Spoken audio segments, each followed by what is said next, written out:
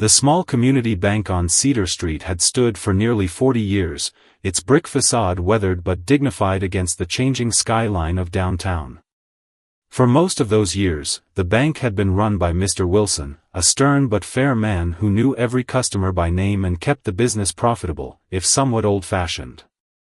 But times were changing, and when Mr. Wilson announced his retirement, the board of directors knew they needed someone who could modernize the institution while keeping its community-centered heart intact.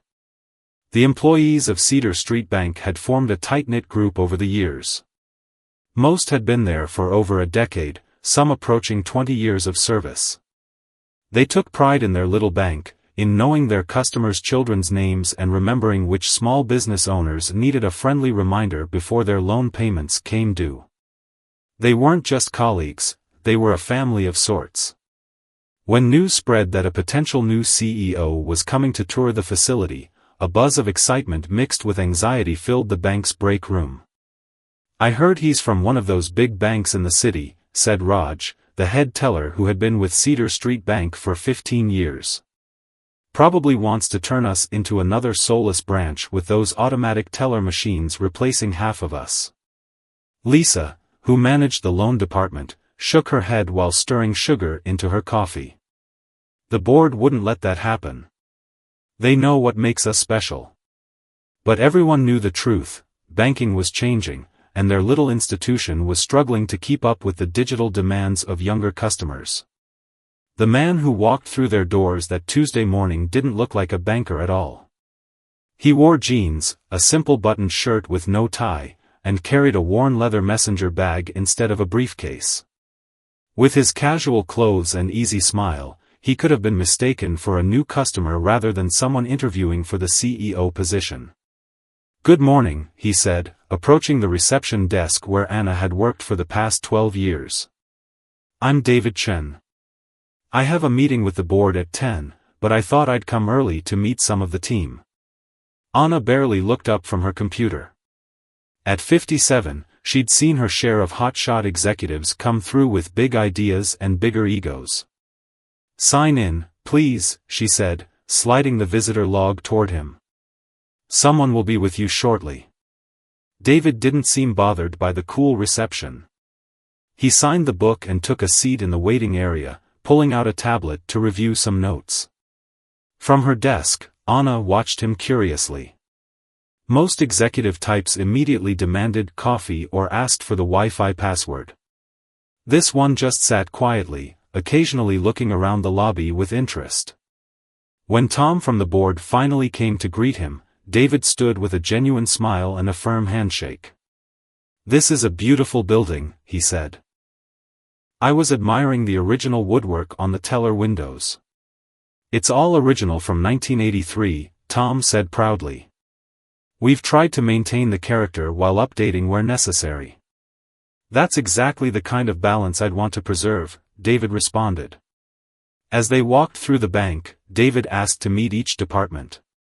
The employees, who had been briefed about the visit, were polite but reserved.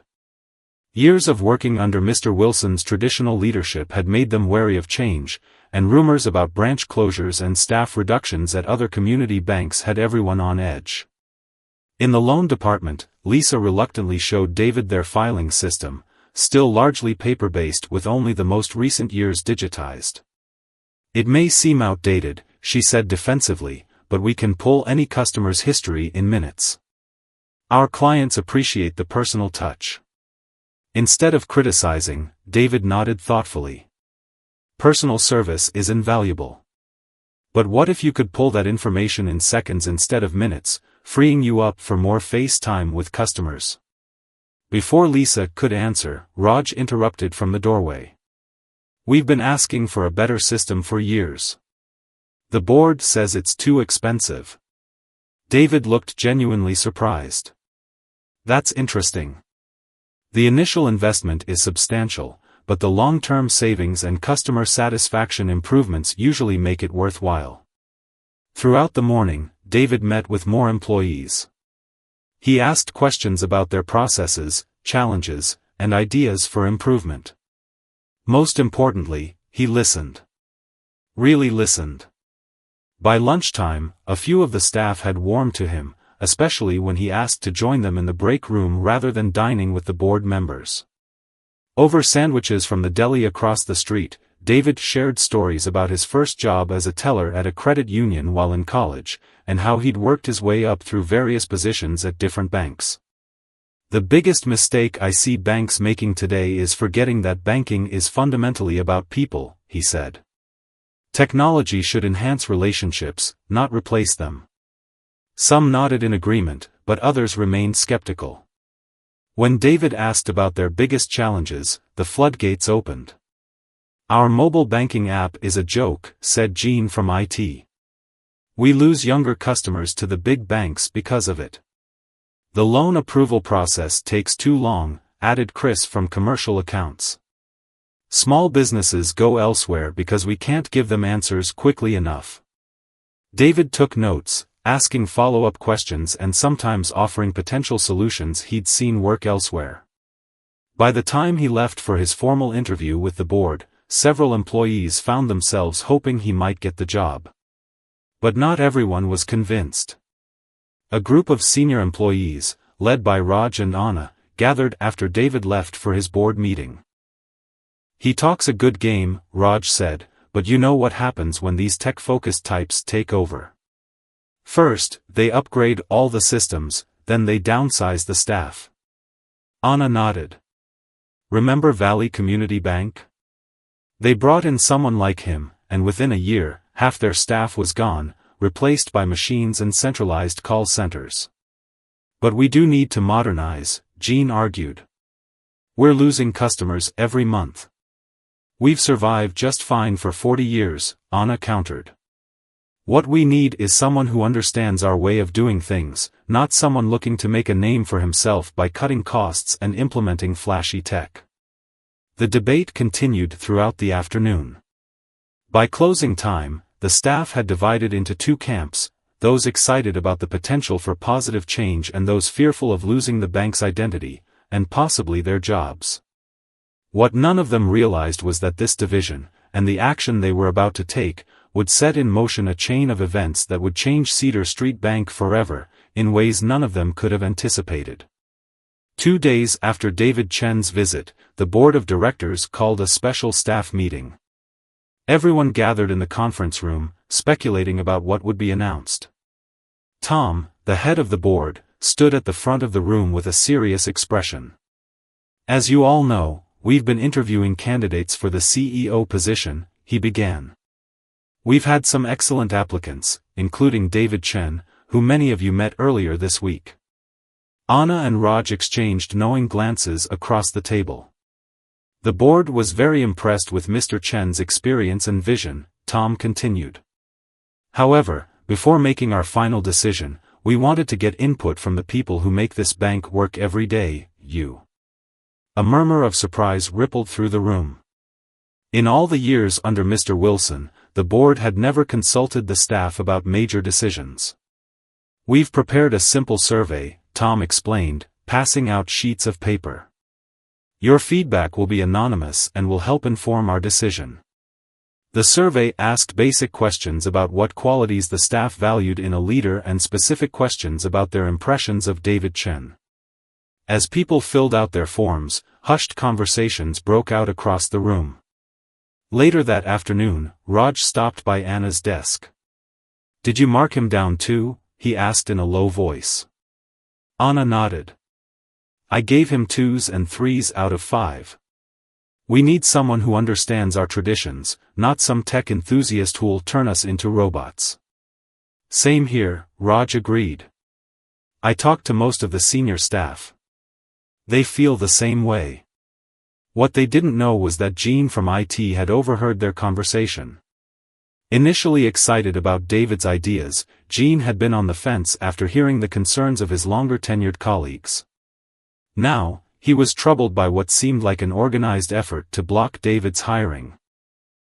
The next week, the board announced their decision.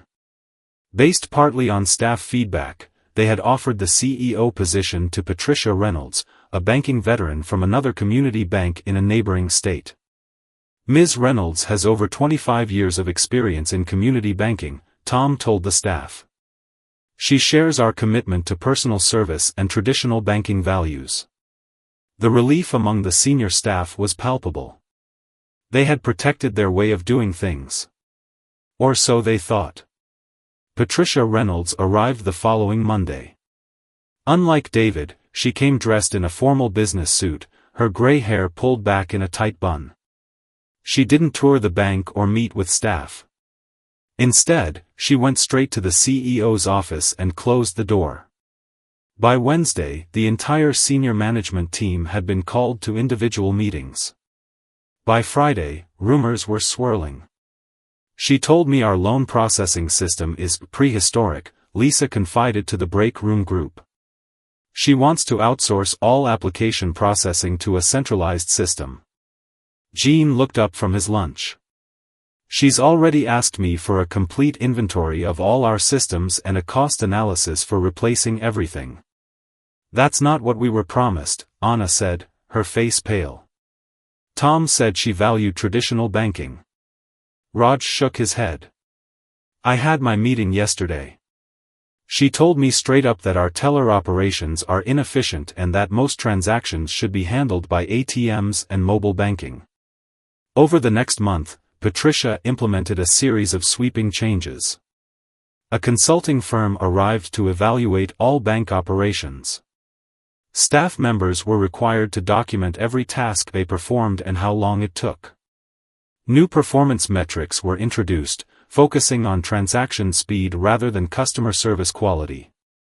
The warm, community-focused atmosphere of Cedar Street Bank began to erode. Customers noticed the difference too. The staff, once chatty and personal, were now hurried and stressed, focused on meeting their new quotas. Did you hear what happened to David Chen? Jean asked Raj one morning as they waited for their computers to boot up. No, what? Raj replied, distracted by trying to remember his new password. He was hired by National First Bank. He's heading up their new community banking division. Good for him, Raj mumbled. The thing is, Jean continued, lowering his voice, I have a friend who works there. David's implementing all the ideas he talked about here, modernizing their systems while doubling down on personal service. They're even opening new branches in small communities while other banks are closing them. Raj finally looked up, a flicker of unease crossing his face. That's what he said he wanted to do here. Yeah, Jean replied. And according to my friend, their customers love it. They're growing like crazy. As the conversation ended, Anna walked by, her expression tight. She'd just come from another difficult meeting with Patricia. The whispered rumors of coming layoffs were getting louder, and the first round of efficiency-based staff reductions was scheduled to be announced the following week. What none of them realized yet was just how big a mistake they had made, and how much worse things were about to get. The first round of layoffs hit Cedar Street Bank like a thunderclap on a clear day. 7 employees, nearly a fifth of their staff, were called into Patricia's office one by one on a Friday afternoon. They emerged clutching small cardboard boxes and severance packages. Among them was Chris from Commercial Accounts, who had been with the bank for 12 years. He had built relationships with most of the small business owners in town. Also let go was Deepa from Customer Service, whose friendly voice had been the first thing callers heard for over a decade. It's just business, Patricia told the remaining staff in a hastily called meeting after the departures. Our efficiency metrics showed we were overstaffed compared to industry standards. The atmosphere in the bank changed overnight. Gone was the casual conversation between tasks, replaced by tense silence and focused work. Everyone feared they might be next. This wasn't what we wanted, Anna whispered to Raj as they watched Patricia conduct a tour for representatives from the company that would be installing their new automated systems. We thought she would preserve our way of doing things. We were wrong, Raj admitted, the weight of their mistake settling more heavily on his shoulders. We were so worried about losing our identity that we didn't really listen to what David was proposing. The changes continued at a dizzying pace.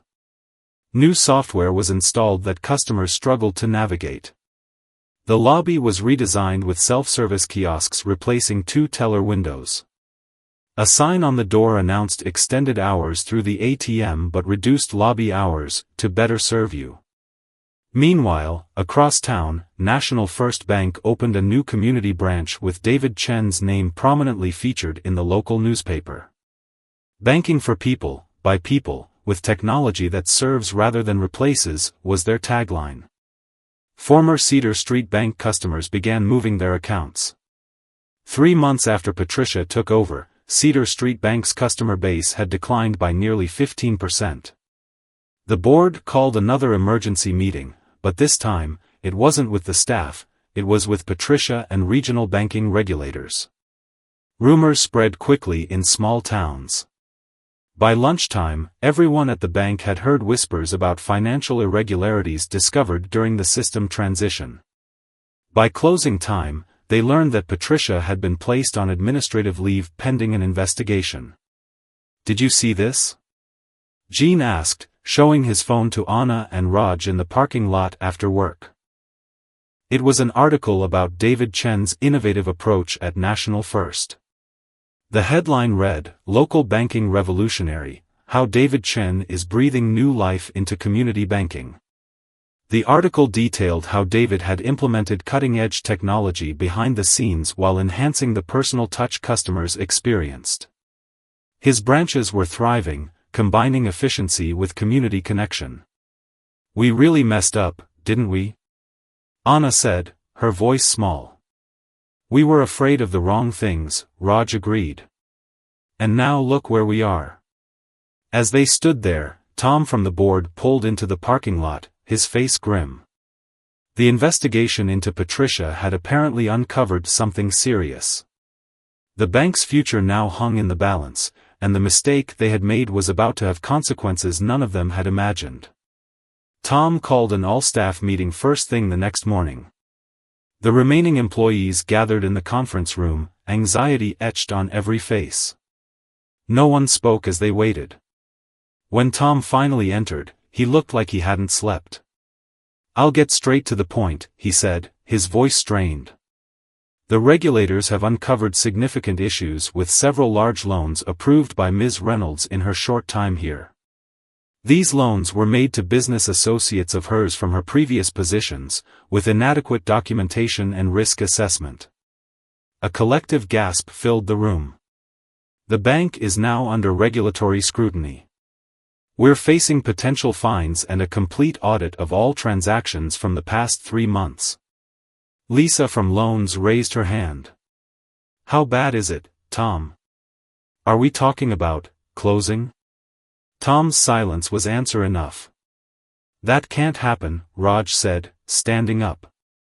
"This bank has been here for 40 years. It's a cornerstone of the community." "I understand your concern," Tom replied wearily. "The board is doing everything possible to address the situation. In the meantime, we need to continue serving our customers with the highest standard of care."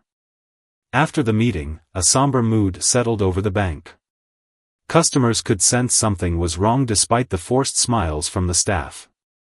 Withdrawal requests increased as rumors spread through town. During lunch, Anna pulled Raj and Jean into the break room. "This is our fault," she said bluntly. "We pushed for Patricia because we were afraid of change, and now we might lose everything." Jean nodded. "I've been thinking the same thing. But placing blame doesn't solve our problem." "What if?" Raj started, then hesitated. "What if we reached out to David Chen?" Anna and Jean stared at him. "He understood community banking," Raj continued. "He wanted to modernize but keep our heart intact. Maybe he could advise us, or I don't know, something." "He'd never help us now," Anna said. "We basically rejected him because we thought we knew better." "We don't know until we try," Jean argued. "What's the worst that could happen? The bank's already in trouble." That evening, after closing, the three of them sat in Jin's car in the parking lot, staring at Jin's phone with David Chen's contact information displayed on the screen. "Should we call the board first?" Anna asked nervously. "They might shut down the idea immediately," Raj said. "Better to see if David's even interested before bringing it to them." Jin nodded and pressed the call button, putting the phone on speaker. After 3 rings, David's voice answered. "David Chen speaking." Jin took a deep breath. "Mr. Chen, this is Jin Park from Cedar Street Bank. I'm here with Raj Patel and Anna Lopez. We need your help." There was a long pause on the other end of the line. The 3 employees exchanged nervous glances. Finally, David spoke. "I heard about what's happening there. I'm sorry about the situation. We made a mistake," Anna blurted out. "We were wrong about you, and now the bank might close. We're reaching out because we don't know where else to turn." Another pause followed, even longer this time. Then David said something that surprised them all. "I'll meet with you tomorrow morning before your bank opens. 7 a.m. Bring anyone else who wants to be part of the solution." As Jin ended the call, a tiny flicker of hope kindled in their hearts. But could one meeting really save them from what now seemed inevitable? At 6:45 the next morning, nearly 24 Cedar Street Bank employees gathered in the parking lot, shifting nervously in the early dawn light. Word had spread quickly after Jin, Raj, and Anna had made calls the previous evening. Even some who had recently been laid off showed up, including Chris and Deepa. "Do you really think he can help us?" Lisa whispered to Raj. "After how we treated him?" Raj shrugged, trying to hide his own doubts. "He agreed to meet. That's something." At precisely 7 o'clock, a modest sedan pulled into the lot. David Chen stepped out, dressed in a simple button-down shirt and slacks, carrying the same worn leather messenger bag they remembered from his interview day. His expression was serious but not unkind as he approached the group. "Good morning," he said, his eyes moving across the faces. "I appreciate you all coming so early." Anna stepped forward. "Thank you for meeting us, Mr. Chen. We know you have no reason to help after what happened." David nodded. "Let's go inside and talk." Tom had given Jin the keys, and they filed into the conference room that still bore the remnants of yesterday's grim meeting, half-empty coffee cups and crumpled tissues. Once everyone was seated, an uncomfortable silence fell. David didn't rush to fill it. He looked around the room, taking in each face, before finally speaking. "Before we discuss anything else, I'd like to hear directly from you. Why did you reach out to me now?" The employees exchanged glances. Finally, Raj spoke up. "We made a terrible mistake. We were afraid of change, so we rejected your ideas without really understanding them. We thought we were protecting the bank, but instead, we've put it at risk of closing forever." Nods around the table confirmed his words. "We judged you unfairly," Anna added. "We assumed you would destroy what made this place special, when you were actually trying to preserve it in a sustainable way." David listened attentively, his expression thoughtful. When they finished, he opened his bag and pulled out a folder. "I appreciate your honesty. Now, let me be honest with you. Your situation is dire. The regulatory issues alone would be challenging, but combined with the customer exodus and the systems in disarray from half-implemented changes, you're facing an uphill battle." Hearts sank around the table. "That said," David continued, "I still believe in community banking. I still believe Cedar Street Bank serves an important purpose in this town." He opened the folder. "I've stayed informed about your situation through industry connections. I've put together some preliminary thoughts on a potential path forward." Hope flickered across tired faces as David laid out several documents on the table. "This isn't a guaranteed solution," he cautioned. "It would require regulatory approval, board support, significant changes, and, most importantly, total commitment from every person in this room. What are you proposing? Jean asked, leaning forward. David took a deep breath. A partnership between National First and Cedar Street. Not a merger or acquisition, but a strategic alliance that would allow us to address the regulatory concerns while preserving Cedar Street's identity and most of its staff. The room fell silent as everyone processed his words. It wasn't a perfect solution, nothing could be at this point, but it offered something precious that had been missing: hope. Why would you do this?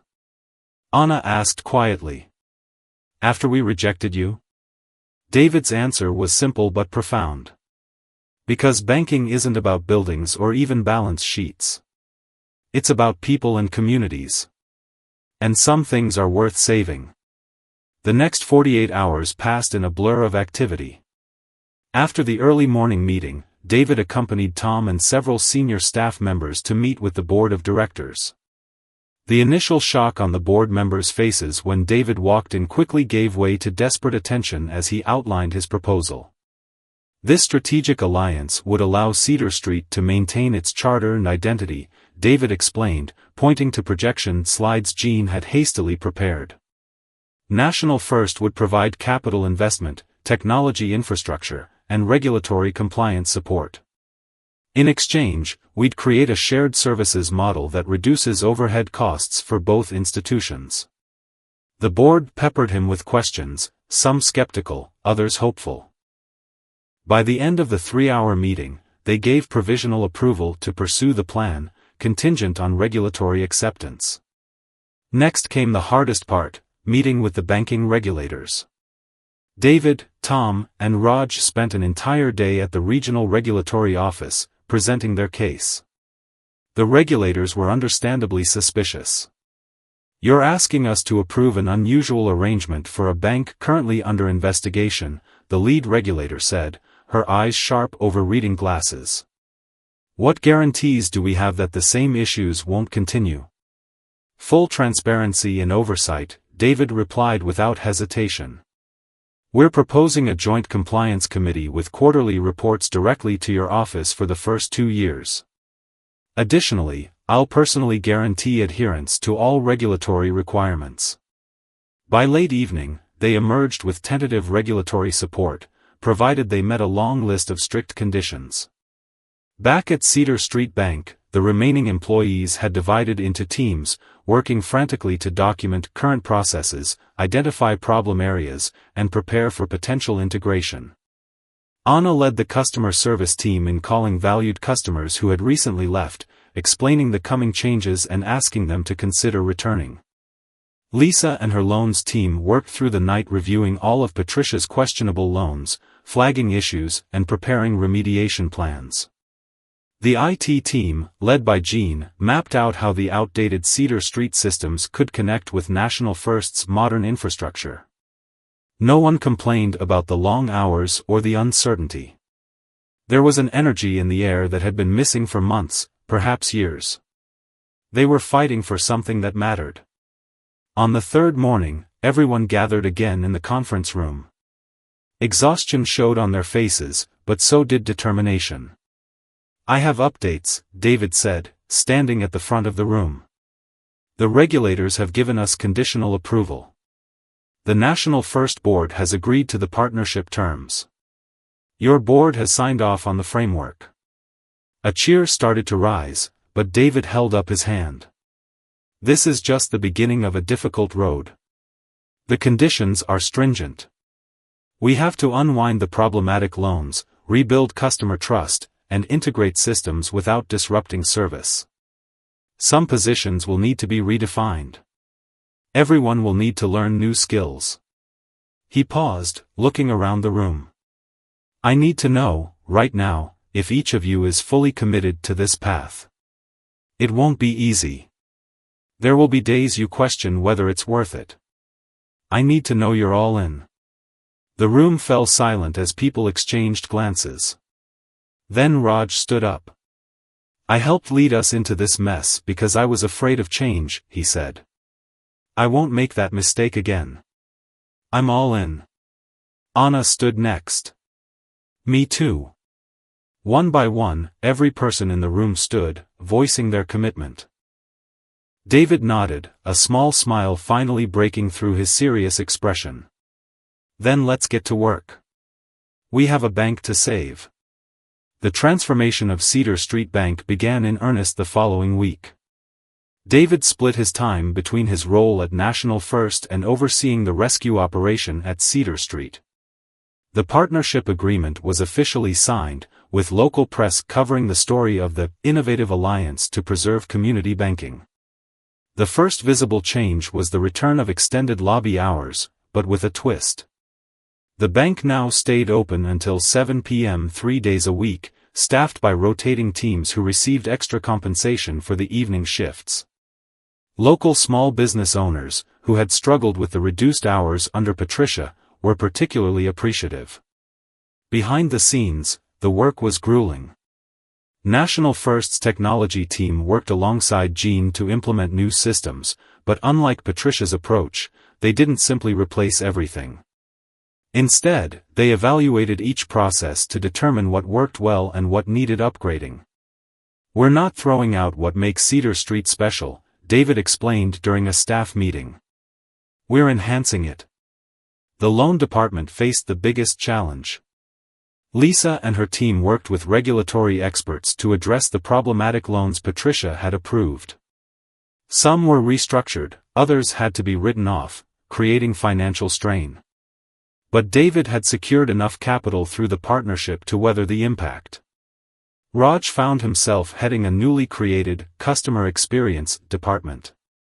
His task was to ensure that technological improvements enhanced rather than diminished personal service. Remember when I said automated tellers would replace us? Raj asked Anna as they reviewed new customer service protocols. I was so wrong. This new system actually gives us more time to talk with customers about their needs instead of just processing transactions. Anna, who had become the liaison between Cedar Street and National First staff, nodded. I was wrong too. Change doesn't have to mean losing our identity. It can mean becoming a better version of ourselves. Not everything went smoothly.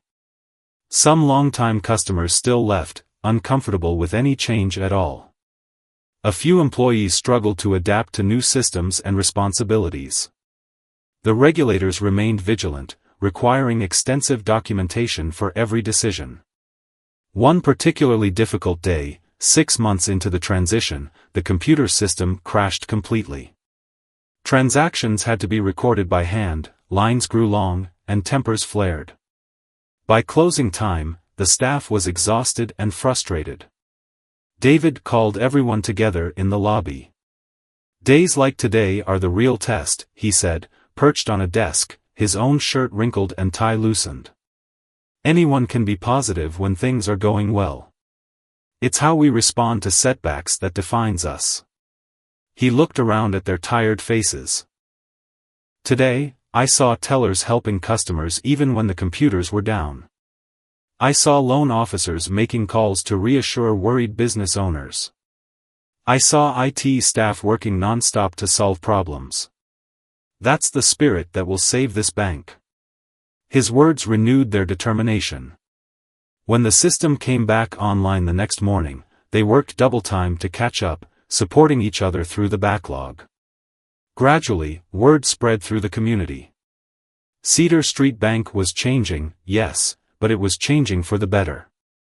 The personal touch remained, now enhanced by technology that worked properly and staff who had time to focus on relationships rather than paperwork. Former customers began to return. New customers, attracted by the blend of community focus and modern convenience, opened accounts. The financial outlook, which had seemed so bleak, began to improve. The bank wasn't just surviving anymore. It was beginning to thrive. 1 year after the partnership began, Cedar Street Bank held a Community Appreciation Day. The lobby was decorated with balloons and banners, and staff members served coffee and pastries from local bakeries. Current and prospective customers mingled, asking questions about new services and reconnecting with their favorite bankers. In a quiet corner, Raj and Anna watched the successful event unfold. "Remember when we thought David would destroy everything that made this place special?" Anna asked, sipping her coffee. Raj nodded, observing the bustling lobby. "Instead, he saved it. And made it better than it ever was." The bank had not only survived but was now growing. The customer base had recovered and expanded, with particular growth in young families and small businesses. The problematic loans had been addressed, and the regulators had recently reduced their oversight requirements, satisfied with the bank's improved compliance. Most importantly, the atmosphere had transformed. Employees who had once feared modernization now embraced it, finding that the right technology gave them more time to focus on what they loved most, helping their community. David crossed the lobby toward them, stopping to chat with customers along the way. When he reached Raj and Anna, he smiled. "Quite a difference from a year ago, isn't it?" "We can never thank you enough," Anna said earnestly. "You had every reason to turn us away when we called for help." David shook his head. "That's not how I see it.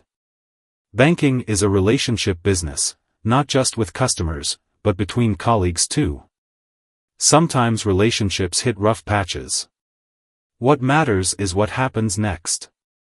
"Still," Raj insisted, "most people in your position would have enjoyed watching us fail after we rejected you. That would have meant watching good people lose their jobs and a community lose an important institution," David replied. "Nobody wins in that scenario." Before they could respond, Tom approached with a middle-aged woman none of them recognized. "David, I'd like you to meet someone," Tom said. "This is Eleanor Winters, CEO of Riverside Community Bank. They're facing challenges similar to what we experienced last year.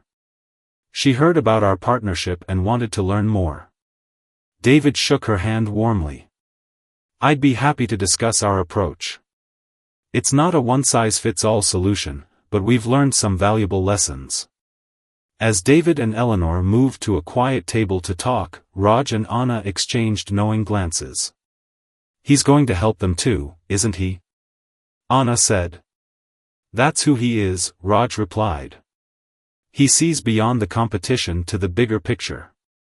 Later that afternoon, as the event wound down, the entire staff gathered for a group photo in front of the bank. The photographer, perched on a ladder, called for everyone to squeeze together.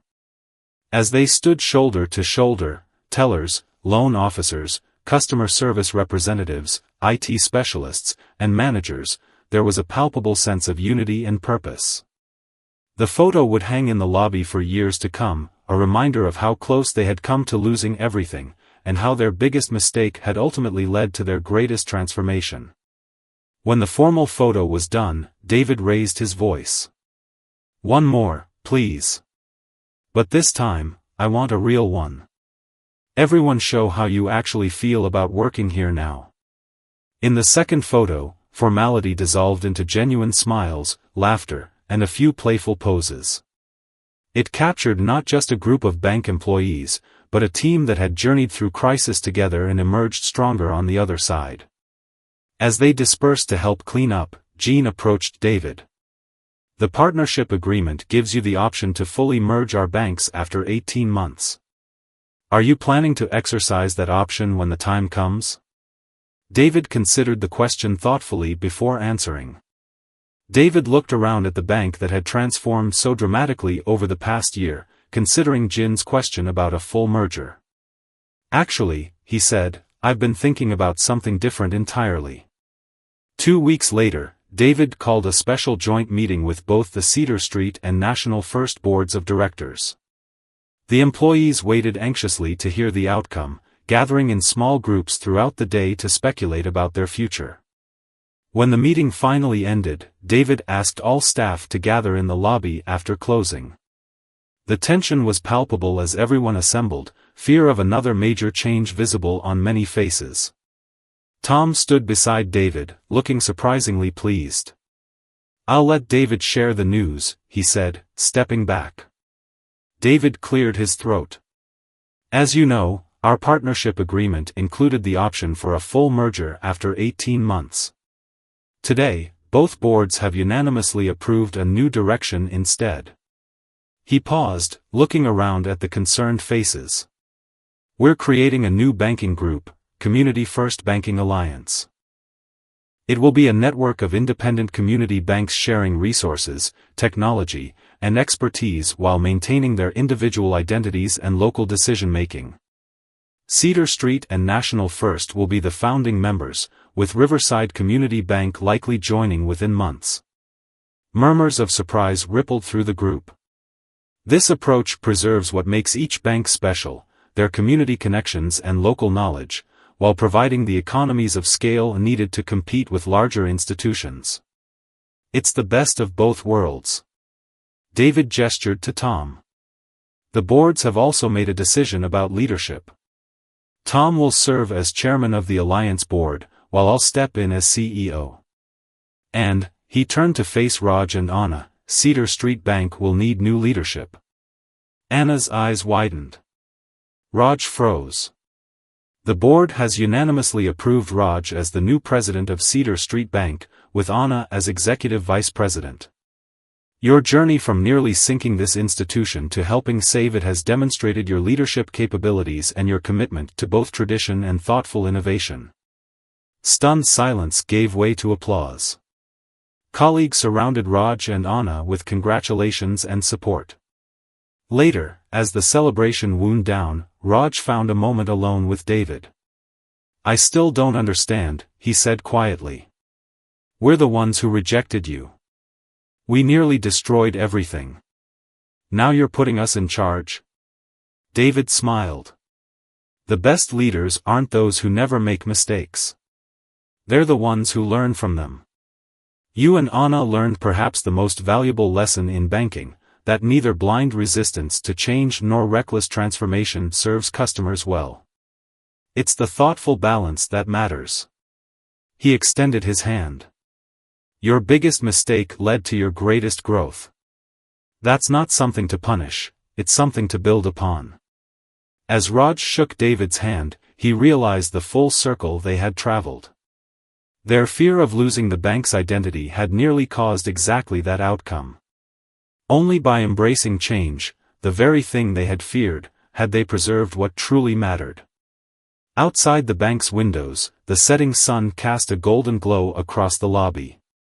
The Cedar Street Bank sign still stood proudly, now accompanied by a smaller one, a founding member of Community First Banking Alliance. The bank that had almost closed its doors forever was now helping to create a new model for community banking, one that could preserve local institutions across the country. What had begun as their biggest mistake had become not just their salvation, but potentially that of community banks everywhere. As the last employees left for the evening, the lights of Cedar Street Bank continued to shine brightly into the growing darkness, a beacon of what could happen when fear gave way to possibility, when resistance transformed into collaboration, and when the worst mistake became the catalyst for the greatest success.